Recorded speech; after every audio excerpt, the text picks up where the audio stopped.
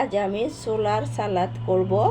তো এমন একটি ইফতারের টেবিলে যদি ছোলার সালাদ থাকে, স্বাস্থ্যসম্মত ছোলার সালাদ থাকে, তাহলে কিন্তু ইফতারিটা একদম জমে যায়। এখানে আমি ছোলা নিয়েছি, আর এখানে নিয়েছি গাজর, টমেটো, ক্যাপসিকাম, শসা, কাঁচামরিচ, ধনিয়া পাতা, লেবুর খোসা নিয়েছি। তো এখানে নিয়েছি পুদিনা পাতা, এটা হচ্ছে পুদিনা পাতা। তো সব কিছু আমি একসাথে ছোলাটা এখন দিয়ে দেব। এটা কিন্তু খুবই স্বাস্থ্যসম্মত, তেল ছাড়া এমন একটা রেসিপি যদি ইফতারের টেবিলে থাকে তাহলে কিন্তু কথাই নেই।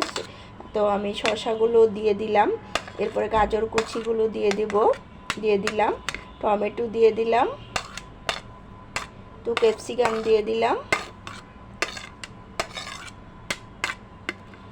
পুদিনা পাতা দিয়ে দিলাম, এই যে পুদিনা পাতা, আর যে হচ্ছে ধনিয়া পাতা, কাঁচামরিচ, এই যে কাঁচামরিচ দিয়ে দিলাম, ধনিয়া পাতা দিয়ে দিলাম, লেবুর খোসা দিয়ে দিলাম, সব কিছু একসাথে দিয়ে দিয়েছি। এটা কিন্তু খেতে অনেক স্বাদ হয়, অনেক সুস্বাদু একটি খাবার হয়, আর এটার মধ্যে কিন্তু পুষ্টিগুণে ভরপুর। এমন একটা সালাদ যদি আপনি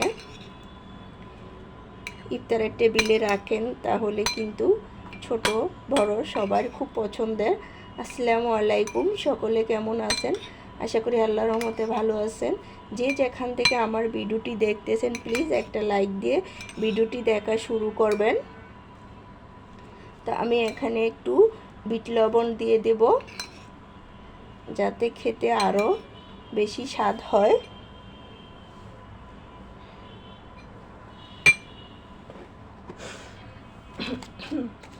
এখানে কিছু বিট লবণ অ্যাড করে দিয়ে এলাম। এই তো বিট লবণ দিয়ে আবার ভালো করে মেখে নেব।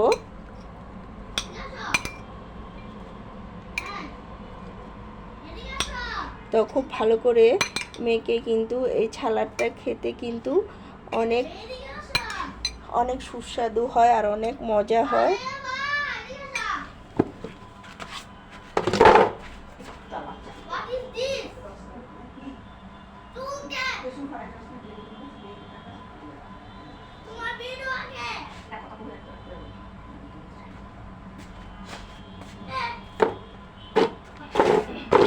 এরকম সালাদটা কিন্তু ঘরে বানিয়ে খেলে খুব স্বাদ হয় আর খুবই মজাদার আর খুবই পুষ্টিকর একটি সালাদ।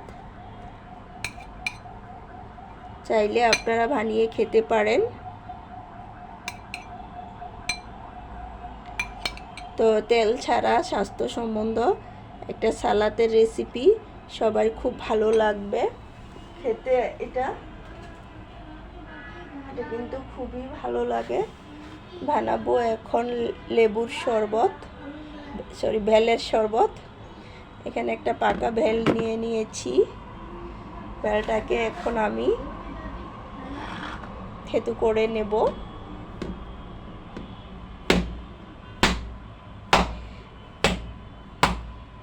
ছোট একটা ভেল, আসলে বাজার থেকে কিনে আনা। দেখি কেমন হয়েছে। বিসমিল্লাহ, খুব সুন্দর হয়েছে, একদম পাকা বেল। জানি না গাছ পাকা না কি, কারণ কিনা জিনিস। তো ভেলটাকে এখন আমি কেটে নেব।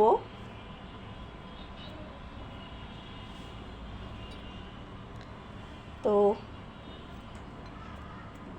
ইফতারির সময় কিন্তু এরম তেল আপনার ভাজা পুরি থেকে এই টাইপের খাবারগুলো খেতেই বেশি ভালো লাগে আর খুব সুস্বাদু হয়। এসব খাবারগুলো কিন্তু চাইলে অনায়াসে আপনারা যে কেউ বানিয়ে খেতে পারবেন আর খুব সহজ, কিন্তু খুব কম সময়। খুবই কম সময়ে এই রেসিপিগুলো তৈরি করা যায়, বেশি কিন্তু সময় লাগে না। আর আমি কিন্তু এগুলো আগেই কেটে রেখেছি। 5 মিনিটে এই টাইপের খাবারগুলো কিন্তু তৈরি করা যায়। আর সারাদিন রোজা থেকে কিন্তু ভাজাপুরি খেতে খুবই একটু বিরক্ত হয়। তা আমি বেলগুলো এখন আমি সবগুলো বেলই খুলে নেব। সবগুলো বেল খুলে তারপর আমি আসলে বেলের শরবত কিন্তু বিশেষ করে গুড় দিয়ে বানাই, কারণ চিনি জাতীয় খাবার কিন্তু খুবই কম খাওয়া হয়। চিনি আমার এতটা বাসায় খাওয়া হয় না, তাই আমি সবসময় চাই